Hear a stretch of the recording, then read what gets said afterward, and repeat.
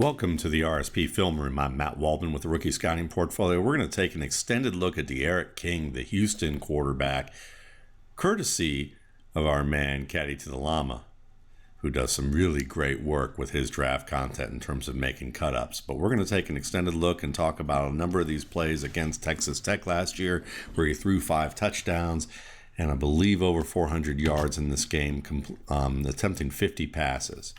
And one of the things that you're going to see, obviously, from the Houston offense is that they spread the ball out. You're going to see some quick throws here, but that's not all that he does. In fact, I would say this is really in the minority of what you see from D'Eriq King as a passer. This guy is a downfield thrower.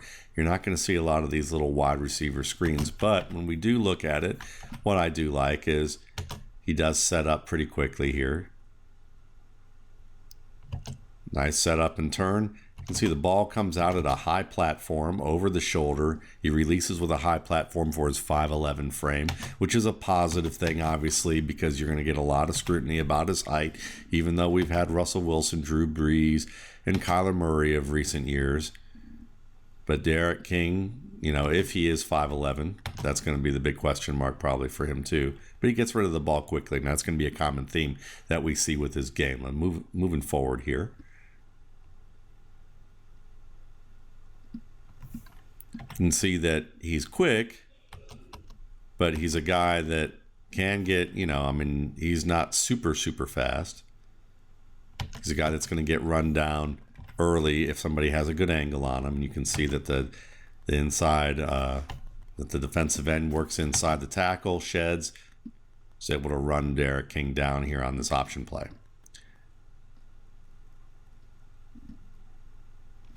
This play I love, because it shows you so much about D'Eriq King that I don't know if people are talking about it or not. But one of the things I love with good quarterbacks is, one, can they work through their progressions? You see him working to his left, looking left first.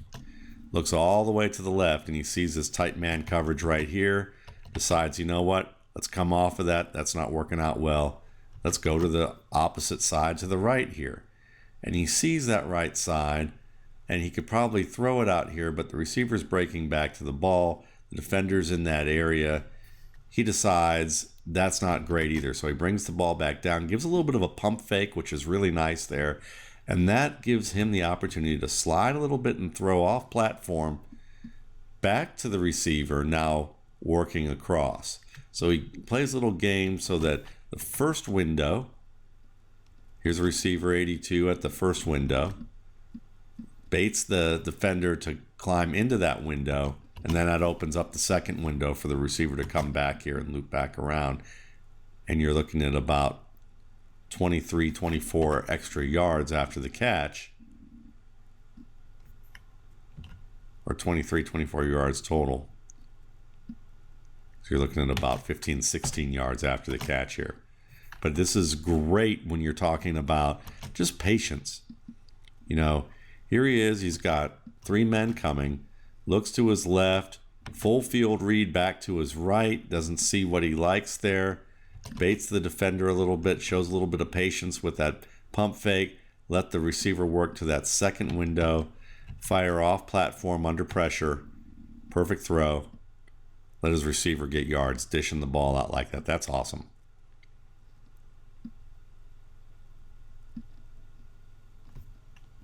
Now, this is a completed pass, and there's some impressive things about it. For the one hand is that he's able to spin to his left, throw to his left, and deliver the ball with, you could argue that it's pinpoint accuracy because it's a comeback and the receiver's going to have to get low. You could also argue that it's general accuracy because it's just in the area and the receiver has to make a diving play. I'm going to rate it as more area code general accuracy as opposed to pinpoint here, but the receiver's able to make a good effort here and turns this into positive yards with the defensive end being able to rush off that edge, and he just quickly makes his play. And one of the things is about how you handle handle pressure. He could have waited a moment to try and bait a little bit later maybe, but then he's risking these 2 other defenders coming into the pocket and closing it off. So it's good that he kind of turns early, gets out of the pocket, and is able to throw here. Now, what I do wonder about is you're going to watch this slot right receiver. And right here, seems to me that he's going to be breaking open. And I'd love to see, there's part of me that love to see King throw this, but there's also, you see the defender here who's kind of dropping and lurking into that lane anyway. And I think King kind of is aware of that when he makes his read and sees the defender sitting there. And he also wonders with the leverage the defender has over top here, whether he was going to be able to do something about that. And there's the pressure. Coming off that edge, was he going to be able to throw it there? So there were enough question marks that you could look at this and say, maybe he could have made this throw to the slot on the right in the slant, but there are enough factors around this to look at and say it's a judgment call that he made the right decision to be able to bail out, move to his left and throw, and he throws with reasonable accuracy there.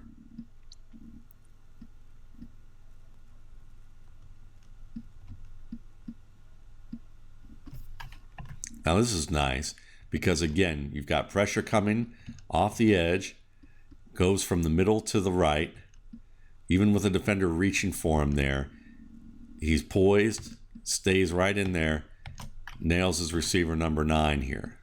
So quick look off to the left, comes back to the right, throws this route, breaking back to the quarterback, hits the receiver right on the numbers. Receiver's able to turn upfield and get significant yardage afterwards. And a lot of it under pressure. Just a little 3-step drop. Nice patience. You see the patience in his game, and you also see the quick release. I mean, he really flicks that ball out there nicely, and it's often an over-the-top release. One of the things I'd like to see him do a little bit better, but it hasn't hurt him, at least not in this game from the tape that I've seen of this and watching this before, is that you don't see him really hitching forward in the pocket. He just his feet get glued to the turf when pressure starts coming like this. Now, part of it to me is that he probably feels like the further away from the pocket he is, the better he's going to have a chance to make sure that he accesses a throwing lane and he isn't too close and ends up a defender putting their hand up and being able to knock this pass down because he is short for a quarterback. So you see him oftentimes just kind of glued to the ground right here, even with defenders near him. I like that he's poised, but you're going to see more instances where you wonder, could he have climbed the pocket a little bit? You don't see him climb the pocket in this game at all, but you do see him make space or find open space in the pocket moving laterally, which is something that is often a little bit more difficult to do. But this is a nice throw and catch. Patient play. So is this one, to an extent. You see here, waiting. And why does he wait so long? Well, a couple things. You could look at this and say he's waiting for this window to clear a little bit more. He's wondering maybe about this safety over top who's playing the inside man, whether he's going to be able to cut this off. So he doesn't want to throw it right here with the anticipation you'd normally see because the defender's in a position to cut it off. So he wants to wait for the receiver to break, the defender to back up a little bit, and now he's going to fire that ball. And then he fires it so that the receiver can turn and make the catch away from the oncoming safety from the left hash. It's a little high, and the defender's able to make the contact. So it's not a great throw, but it's where it needed to be for the receiver to make a catch and to avoid some of the coverage and to avoid baiting the coverage, or not baiting, but tipping off the coverage. This man right here tipping him off, because he could have still been in position right here to jump that route if the quarterback was throwing it right now, if the ball was out of the quarterback's hand. So a good job of waiting. It's just a tough one for the receiver to catch and kind of threading the needle there. All right, see.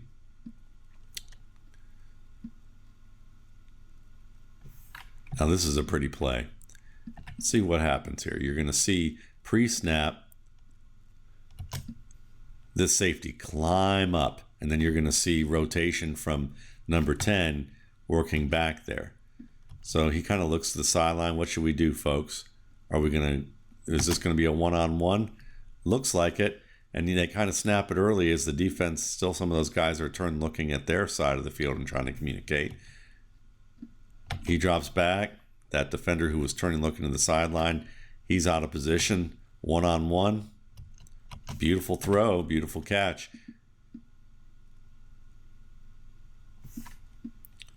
So you like the fact that he's able to make some pre-snap adjustments here and really fire a nice ball that the receiver makes. Would you call this pinpoint? I would say because the defender's not even looking at the ball and blocking the receiver, interfering with them, the receiver doesn't even, the receiver would have otherwise probably had a chance if the defender was trailing here or not, blocking him here. This would have been pinpoint. But he still makes a nice play on the ball. So you can see when it comes to D'Eriq King, he throws some of these intermediate and vertical routes pretty nicely. And we're going to see more of his prowess as a vertical and deep thrower. I like to divide the field up into 4 quadrants of depth: short, intermediate, vertical, and deep. And I do it in 14-yard increments. That's how I chart accuracy. I also chart it in horizontal increments of sideline, flat, and middle of the field. So sideline to me is from the numbers and outside, flats from the hash to the numbers, and middle is in between the hashes. And I'll also notate whether the throws are opposite hash as well, just to give you some idea of the dimensions of where these targets are coming from. If you're curious about my process that I put in the rookie scouting portfolio, I show my charting for the quarterbacks and what their accuracy in each of these quadrants are over the course of the games that I study. Now this is almost a catchable ball, but it's really probably meant to be thrown away, because you can see here he looks to his left. This looks like it's breaking open, right? But you have the underneath defender, and D'Eriq King makes good judgment here not to try and throw this with the underneath defender lurking.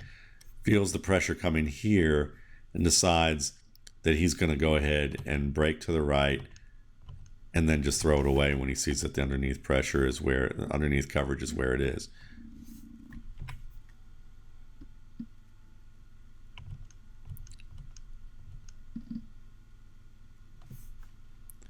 And I think overall this is a good decision. He could have maybe worked to his left, with the pressure here, but if he does that, there's only one receiver going out for a pass on that side. So it's better that if he can work to his right, which is his natural throwing arm anyway, he has a shot for maybe one of those 2 guys to work open as he breaks a pocket. And when it doesn't happen, throws it away. Wise decision.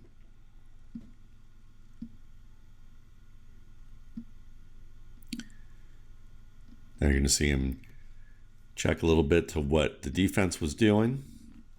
We'll talk about that in a minute, I believe.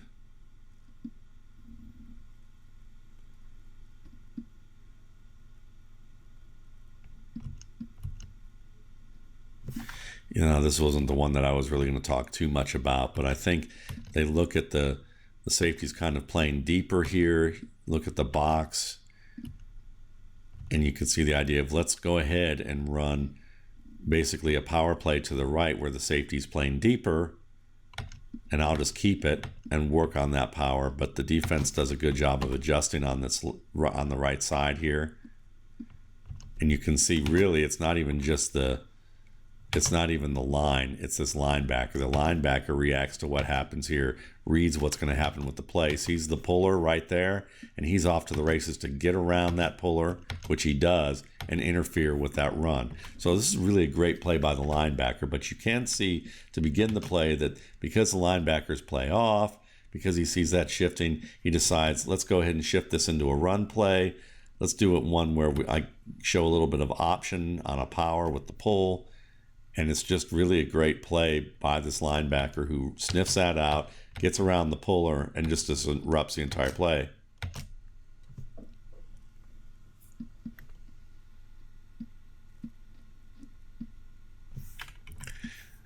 Okay, so this is a nice play. And you're going to see it. At first, there's some reason why some people might criticize it. But let's talk about the nature of this play too. You're going to see 4 receivers set. The receivers on the left side are on the same routes as the receiver on the right. This is called a mirrored concept, when you have receivers on the left running the same routes as the one on the right. So you're going to see him look off to his left, hold the safety to the left, hopefully get this middle safety here to kind of slide over to that left side. And he does that a little bit, and then he comes back to the right. Now you could say, why not just throw it right now to number 5? Just hit number 5 now. There's lots of cushion. He could catch his ball, make the first man miss. And I'd say the answer to that is you're probably right. That probably would be the best thing to do. And as he becomes a little bit more mature, maybe he will just take what's there, especially when it's 3rd and 9 and you're backed up this far. But here's the thing. He's going for that first down because it's 3rd and 9. So instead of taking the check down here, he's going to rely on the fact that he's a pretty athletic guy. He's a creative player. Let's wait another beat. See if, for instance, the inside player breaks open between the zone. And he comes from the right to the left to see if that'll happen, but he sees that the outside defender's not taking that bait. And so he waits a couple more beats. Defense is coming close, fires that ball to his receiver, who gets a minimal gain on the play.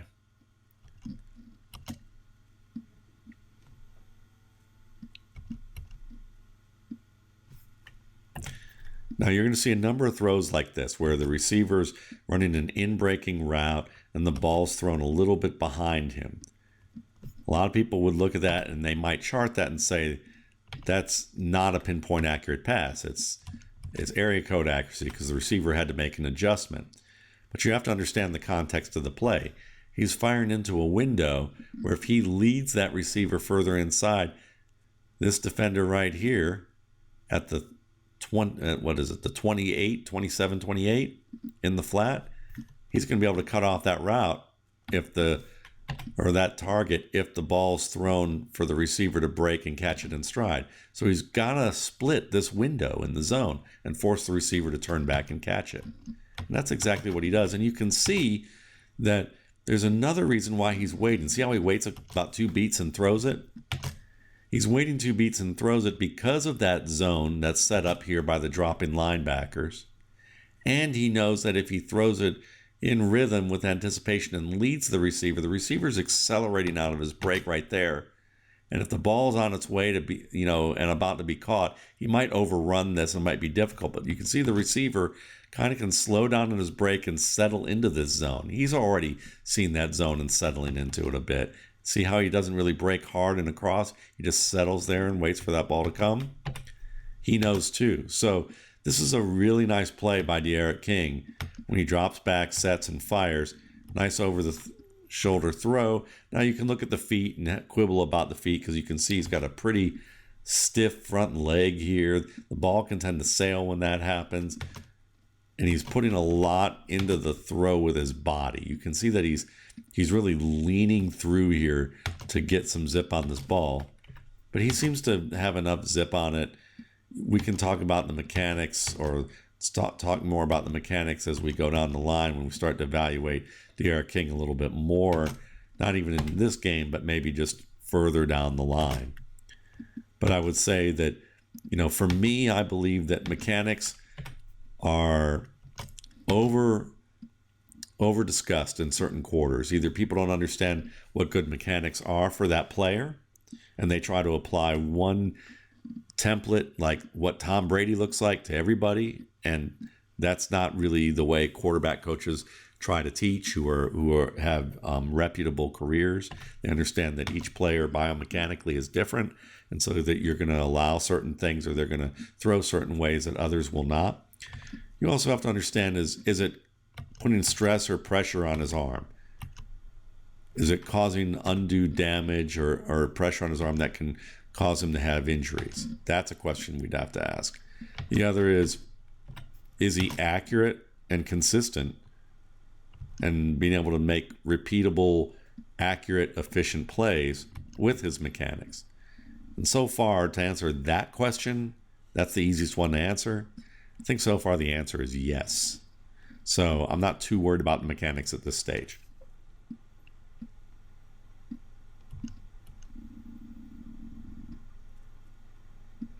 That's a pretty good throw. It's not pinpoint for this receiver, and this receiver being the inside trips man who runs this little wheel route, and this defender get caught up in the mix. You see the little pump fake, set up, fire the ball under pressure, and the receiver just gets one hand on it. Maybe if this receiver's a little taller, a little bigger, he catches this ball pretty easily.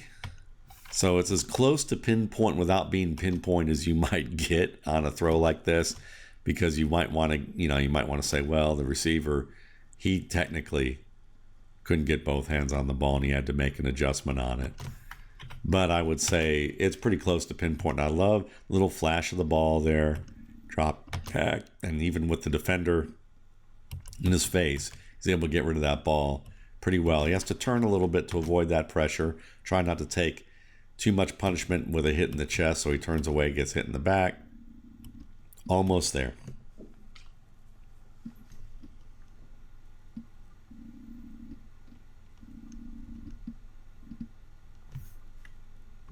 These plays are killers because you've got the read option. You get the look to the left, and then he comes back to the middle and just hits that on time. And you can see, nice little manipulation to number 17 here. Does he look there? And this is a blown coverage, to be honest with you. You're going to see it being a blown coverage in a minute. And Stevenson gets, is fortunate here. You're going to see you have two deep safeties, right? This defender in the slot, left defender here playing inside shade. I think he believes that this safety is going to be inside and behind him so that he can help cover the underneath, and the safety will have the slot receiver over top. But that's not what happens. You're going to see here that Derek King has the safety working, the safety starts working towards that outside and worried more about the outside. That leaves a one-on-one here with no help. And Derek King basically spots that, the safety working too far to the outside. And by the time the safety turns around, look at all that space he's given up. And that ball's going to come right out there. And all that room for the receiver to make the play. So you can look at this and say that the safety basically took too many steps in the wrong direction here to try and cover the outside route, left to open the middle, and King read it right away and fires a perfect ball. So you're seeing some nice diagnostic aspects to what he's trying to do, whether checking to the run, looking at what safeties are doing. It's not bad. This isn't really anything of a great play. You're going to see them try to basically run a little bit of a pitch with a little option look, and then the pressure comes and he just kind of flicks it off platform, gets it to his man. Minimal gain. That's not bad. Nothing. Just trying to prevent worse outcome from happening, and he does that pretty well. Now that's a throw right there. That is a money throw. 2nd and 14. Looks off the defense to the left, comes back to the right. Pinpoint. One more time. Now, what are the things that he may see? You see number 3 here. Let's look at this one more time. I think he knows what's going to happen. See, he sees 3 working across to take on the slot receiver. And he knows that basically pre-snap, we didn't get to see the whole pre-snap part from this clip, but you can see that the safety in number 3, we're talking to get this adjusted, and 3 is supposed to take on this slot receiver. That leaves 15 out of position because he backs up and basically is facing inside, and you see him looking off the receiver to that side, and this is just ripe for this slot receiver to work against 3 in a mismatch down the field. The outside receiver is just going to break off his route here, and King sees that. There's the outside receiver, and there's number 3 just trying to catch up. Number 10, he's playing more to the inside here. So again, this is a nice pre-snap, post-snap diagnosis of what's happening. knowing that 3's late to the party with his coverage, looks off to the left to bait that safety over top, and then gets the one-on-one against number 3.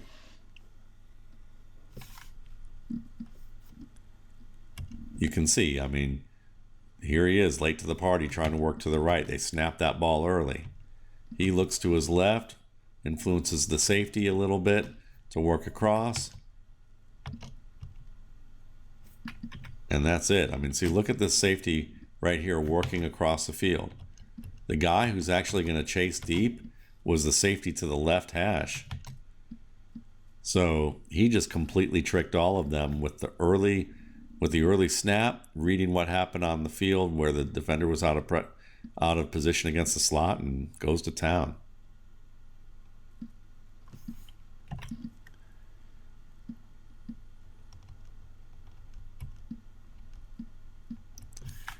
So, you know, this one, listen, receiver's wide open. Seems to be a little bit late getting his hands on the ball.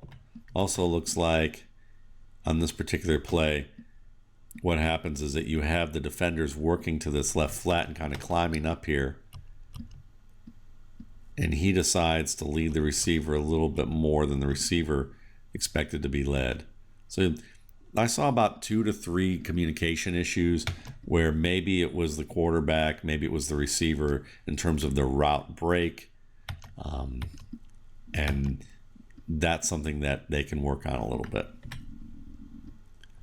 But good patience here. Watch him raise up, want to throw this little screen, little smash to number 5. But he sees the defender in the window, brings the ball back down, slides over, throws it behind the defender now.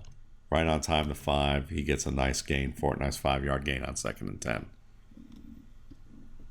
So you're seeing him wait for that second window, make that second or third read, make reads across the field, manipulate defenders a little bit with a pump fake, look off safeties, diagnose what's happening pre-snap, feel pressure and work outside.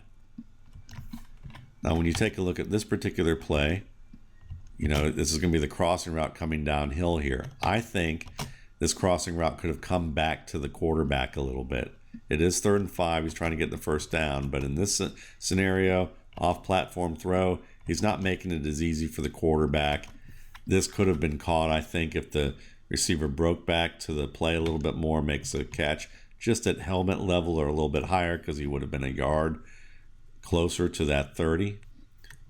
And not have the defender on his back, being able to break it up in the way that he did. So a little off-platform action, not a bad throw for that situation.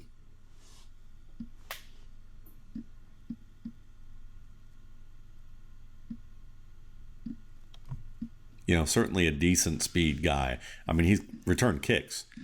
You know, he's returned kicks. He's been a wide receiver. He definitely has speed.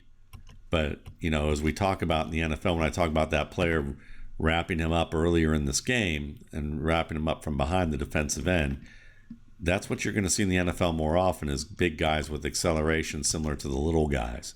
So while he'll be effective being able to run, if he's, you know, if he gets an opportunity in the NFL, at the same time, he's not extraordinarily quick for an NFL player.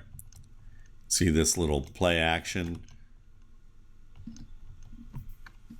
Not quite where it, you know, it's close to where it needs to be, but again, probably rushing this with the pressure a little bit.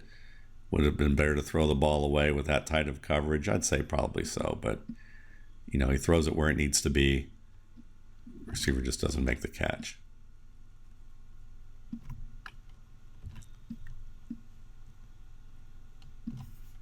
You can see the quickness here to be able to make plays in tight creases. Gotta like that. Tucks the ball pretty quickly in terms of getting it in a protected spot. Both hands on the ball with pressure coming. That's good.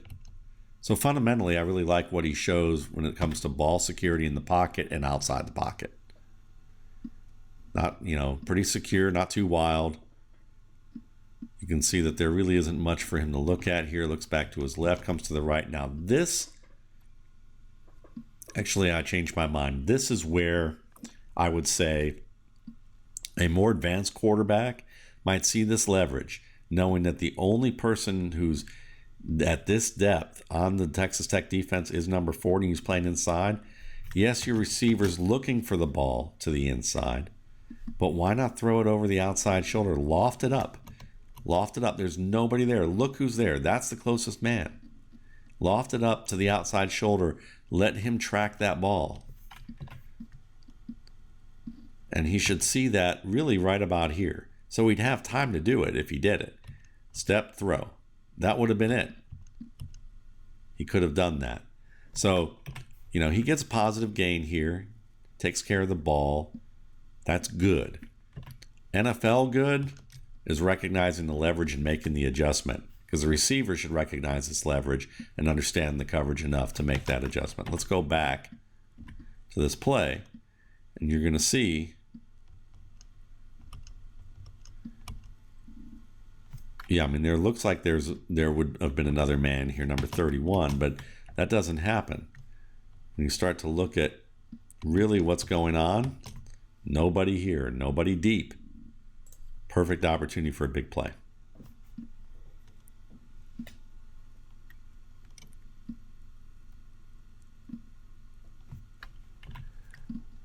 You see this play with Oklahoma. You see this play with a lot of the Big 12 teams. Read option, quick little slant.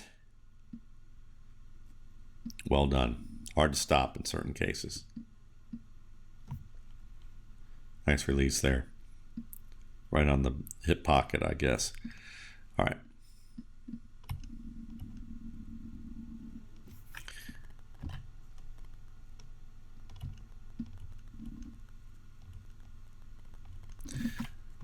It's a little high. This pass is a little high, but this is where I've seen a couple of his receivers are slow to get their hands up. Hands should be up. He tries to raise his hands too quickly. So I would call this a pinpoint pass where the receiver was slow to get his hands up. And you can see, there's times where I think he doesn't show quite the anticipation you'd like to see. And then there's others where with outbreaking routes, he's throwing the ball with really nice anticipation. But these in-breaking routes, I think it's because he's waiting for a little more confirmation from what's going on in coverage to the inside. So I'm not going to fault him too much for lacking anticipation on some of these in-breaking routes just yet. I'm going to watch more games. But it's something that I will note rather than maybe ding him for, because even in this case, the receiver should have caught it. That's when he gets his hands up. He gets his hands up with the ball literally on top of him. Of course he didn't catch that. He's got, I'm going to compliment him on quick hands just to wait this long for to get him up. And to be almost close to being able to do so, but that's not how you're supposed to do it.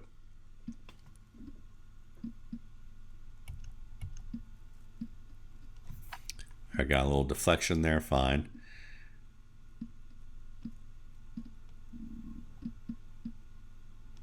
Once again, see how he just kind of freezes his feet in the pocket. You've got number 9 working around here. I love the fact that he hangs in here like this. But he does not move to climb at all. He just he just stands in there now. He finds that open man in the triangle of defenders there in the zone. So it's a nice job. And you can see the quick release.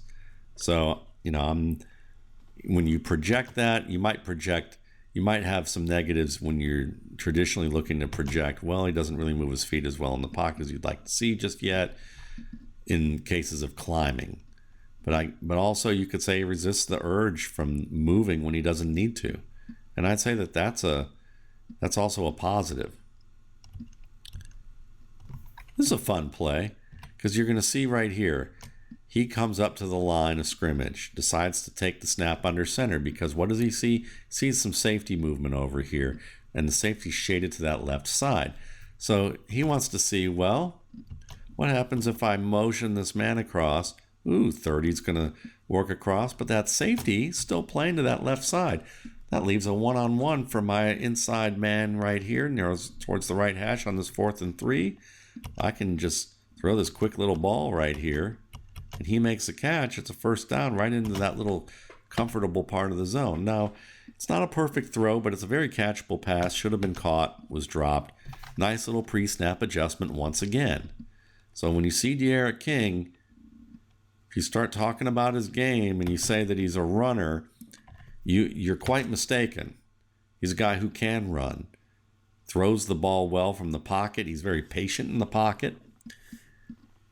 You see him be able to throw on the move. He definitely looks downfield and goes through progressions. That we can definitely say. Look at him stand in there and throw that. Got pressure coming. About 4 or 5 players coming. He fires that ball on that slant. And you know, he's a short quarterback. Defenders, you know, compressing that pocket. Look at the passing lane. You're not throwing it over these guys as much as you're throwing it around them. Puts the ball right on the money for his receiver number 9. And there's anticipation on this route. Look at the ball coming out. Receiver is just beginning his break right here. That's not bad anticipation. You've seen better. We've all seen better, but it's not bad.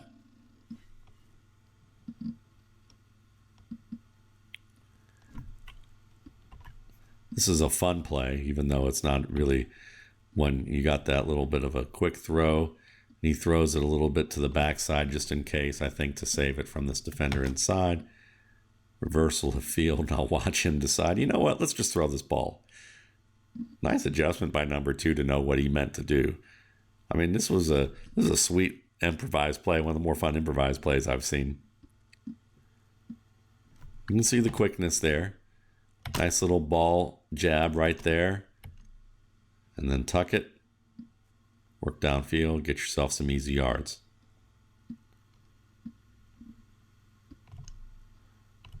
Now this was a missed opportunity, I would say. And this is where, when I first see that, you see the tight end, he's going to work 82, slip right up out behind these linebackers. And he sees it, and he fires it, but he feels like he has to get it overhead. Now, it might have been tipped. So there's 2 things here. Did number 1 tip that ball? Looks awfully close to him tipping that ball. Number 2 is, could he get the ball on a trajectory to throw to this tight end up the seam on this play? So it's, you know, you might say that's iffy. You could probably say that pass was tipped. It's hard to tell.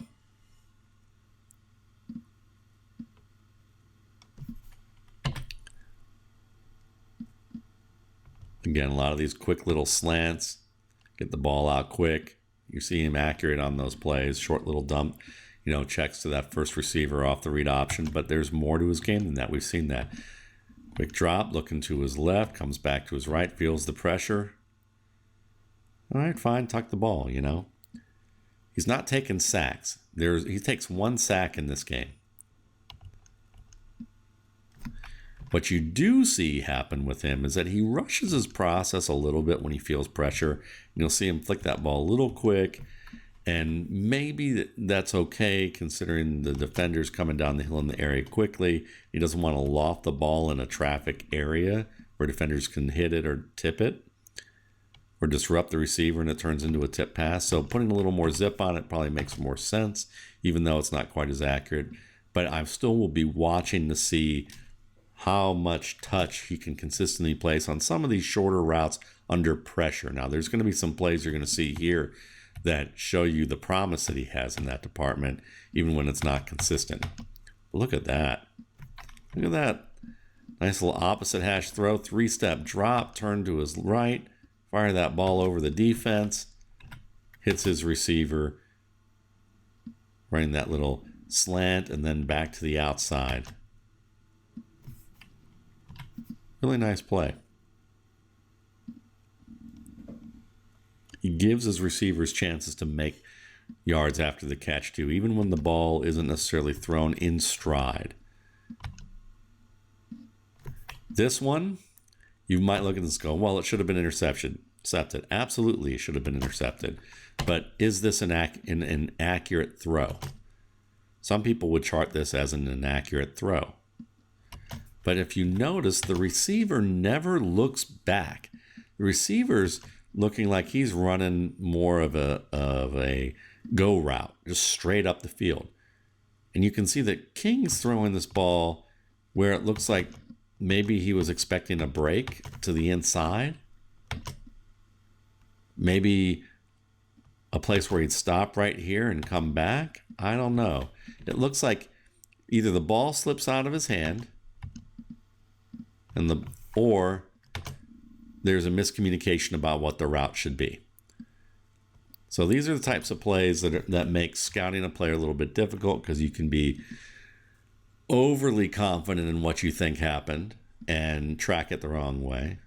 Or you can do what I'm doing, which is account for different possible scenarios but not really have a straight answer about what happened.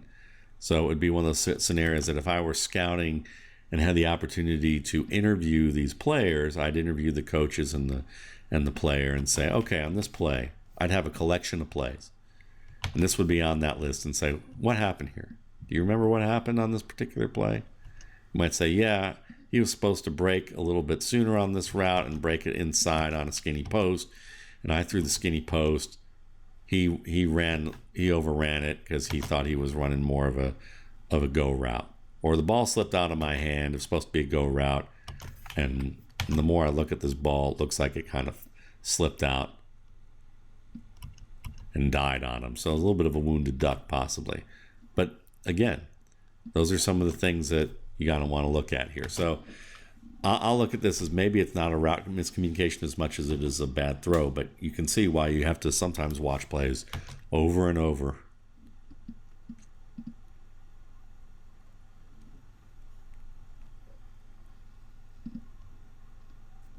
And look at that with pressure coming. 3-step drop, looks to his right, fires that ball, nice compact delivery, little fadeaway throw, but right in stride. And it's for a big play. So he understands, where to go with his coverage against some of these pressures. You're seeing him being able to make plays like this consistently. This isn't an accident. Nice little touch throw there. Not big yardage, but a little touch. Not bad.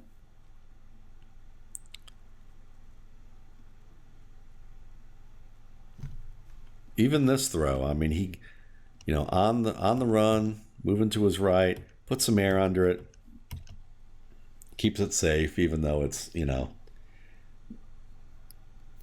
incomplete. So I think this is one of those plays that I like seeing here with the running back. Let's see if this is it.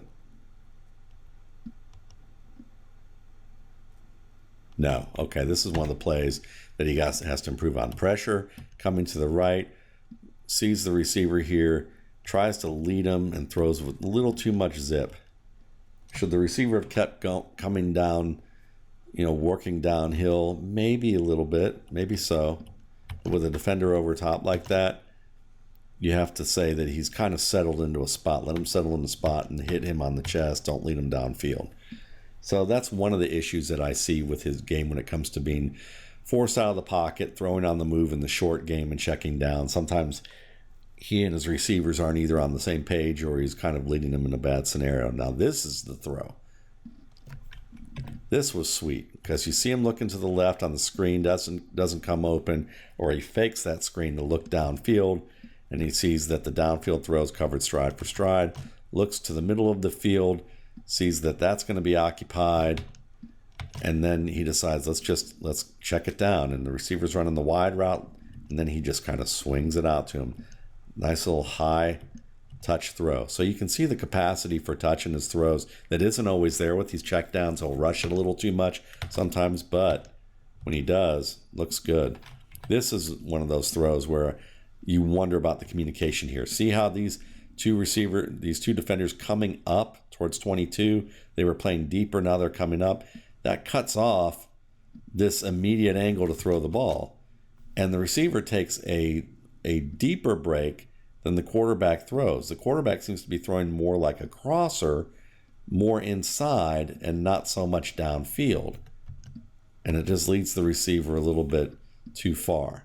I think the receiver breaks this route a little bit tighter and breaks it further inside. He can make this catch a little bit of a higher throw that would be more at the chest to the helmet or a little above the helmet if he broke it across the right a little bit more here as opposed to angled, where now it's a low throw and away. And you can tell he's kind of gesturing to the quarterback a little here, like, why'd you throw it there? So there's a little miscommunication there between those two. That's the second one that's potentially a miscommunication.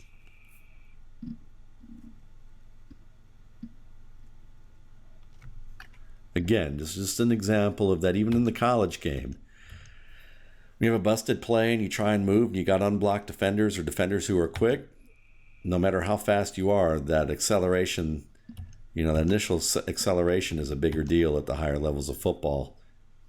So he may have long speed, but that initial acceleration, sometimes the playing ground's pretty even with some of these big dudes. This is a tough throw. Nearly caught. 4th and 5. I really like this play. I mean, pressure's bearing down on him. He takes a shot right there. Or at least potentially one. His receiver gets his hands on it. Can't stay in bounds. So I'd say this is a pretty darn good throw. Good anticipation. Nice loft on it. Could the receiver done a better job maybe on this particular play to earn position? Possibly.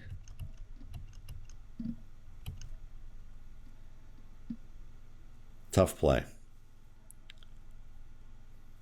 But you like the effort, to take that hit.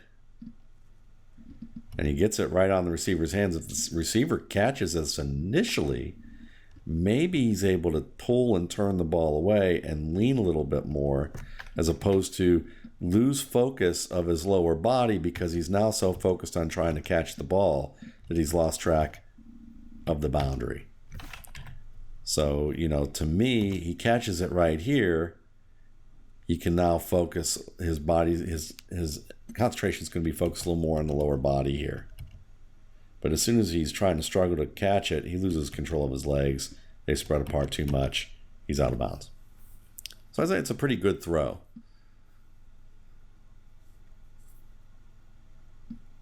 This is nice.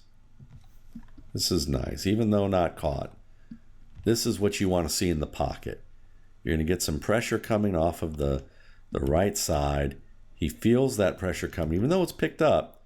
Watch him as he's looking to the left side of the field, just slide and buy himself some space, and then follow the receiver working on the crossing route.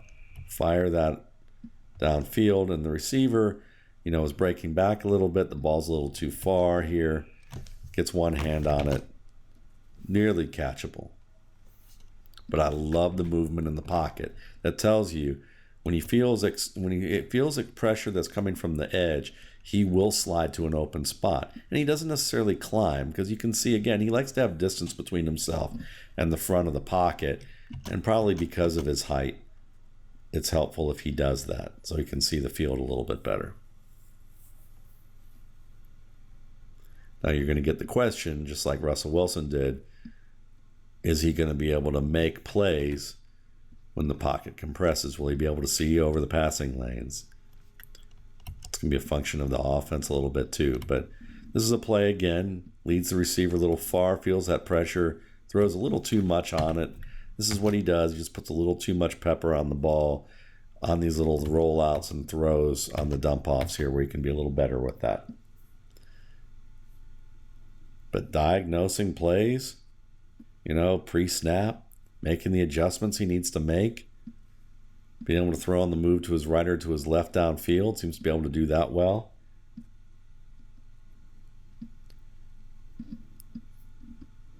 That's not bad. It's just about consistency, I think, and when that pressure pops off and it's a little unexpected, he can rush his process a little bit.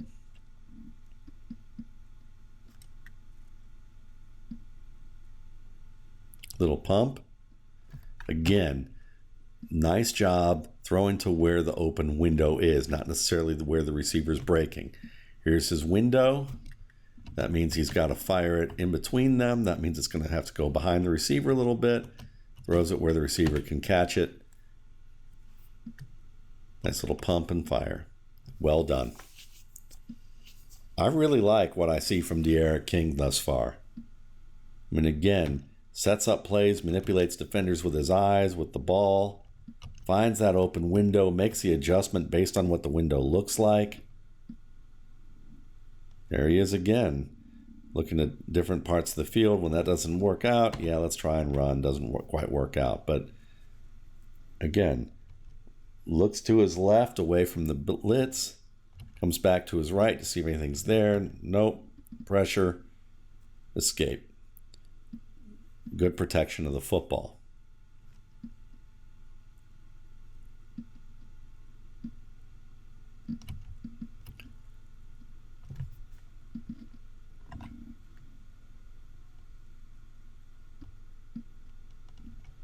Seems like one he just kind of throws away, looks back to his left, comes back to his right. Maybe could have thrown it a little bit lower, and that might have been worthwhile. I mean, it looked like the guy was open right here. But it also looks like number 5, he's a little mad because maybe King thinks number 5's going to break back. 5 keeps going forward. He looks back and see him raise his hands like that, like, what just happened? Yeah, I would say this was another one of those situations where the receiver and the quarterback aren't on the same page. They're on the same page here. Good anticipation, too. The ball's coming out as the receiver's at the top of his stem. Makes the break, catches the ball. Well done. And look at this play on 4th and 8. Man, nearly came down with it, too.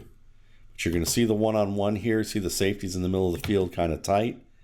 And then one kind of deep here. Gives you the fact that this is going to be a one-on-one. He just goes for it right away. And really, if the receiver had stacked his man and got in front of him, cut him off and stacked it, he'd control this better. The defender wouldn't have the inside shoulder like he did to knock this ball away. So in a sense, this isn't a bad throw as much as it is the receiver not being able to control his route, because the receiver is already too tight to the sideline to begin with. He should be wider from the sideline and work in. He should stack his man and work in, but he's given up that inside shoulder, inside hip. The defender's able to come across, and he still catches the ball, but can't come down with, can't really pull it in.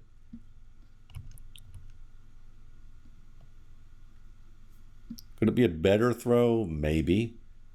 Could it have been a better job by the receiver to frame the target and maintain the separation? Absolutely. All right, throw the ball away. See, a lot of plays where he throws the ball away or gives his receiver, at least only his receiver, a chance on some of these boundary routes when they're coming back to the ball. So I like what I see on that aspect of his game. Once again, just, man, look at over the middle. These little routes right to the middle of the field are money for him right now. Now again, they're down by 19 points, 21 points in this game. So of course some of those routes are going to be money to him, right? This is some nice anticipation on this play, even though they're down by a good bit. But here comes the ball out. Receiver making that break. That's what you want to see. So that's good.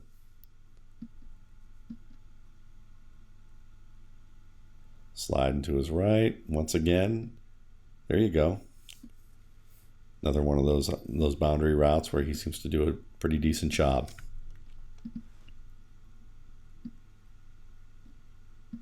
Nice cut. Nice job getting that first down. See the quickness. Certainly nice short area quickness. Good vision. Someone who's able to hit tight creases, and he's confident about doing so. Like that about him as a runner. I think he's a better runner than what Kyler Murray was in terms of, not being straight line-ish. He may not be as dynamic as Kyler Murray was. That's a good question to look at down the line here in terms of speed and quickness. But what he earns, I like how he earns it. He doesn't seem to take a lot of big hits. This should have been caught. This is another one of the receivers where he's just 82, sneaks out of his backfield, and just doesn't get his hand up in time. And he's kind of looking up at the sky like, what did I just do? And you don't get to see it really there, but this isn't it's a rushed throw to an extent, but the receiver should have caught this.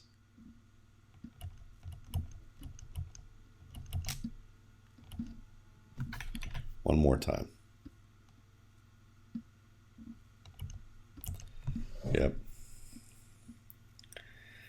I had over 10 drops registered when I charted this game. So he was like, I think he was 31 for 50 in this game. But he probably 41 of these passes had a reasonable chance of being caught and probably should have been caught. He exhausted his options. He's patient, but at the same time, you can feel the clock here. I think he's particularly good in the red zone. Looks to his right, looks downfield, doesn't like that.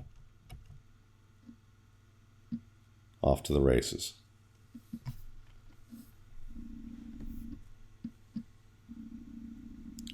And that's pretty much it for Derek King on this particular game.